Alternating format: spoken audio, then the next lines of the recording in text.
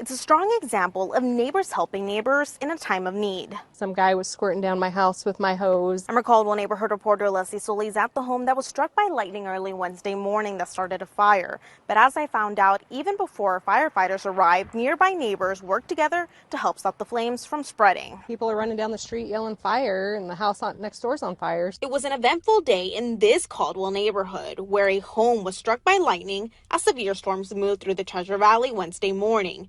Next door neighbor Lisa Schmidgall was caught off guard. Thought a crane fell on my house. Lisa was getting ready for her day when she heard a big bang. As she walked outside, that's when she realized her next door neighbors needed help. Just a little bit over, and it would have been my house. Caldwell Fire confirms the home's roof was struck by lightning. The home then caught on fire, with neighbors jumping into action. When we got there, it looked like the whole attic was involved. They all jumped in and helped pretty quickly. I came outside and some guy was squirting down my house with my hose, and another guy was running up to come help get car keys to get all of our cars moved. Neighbors also helped make sure the family and their 3 pets made it out safely.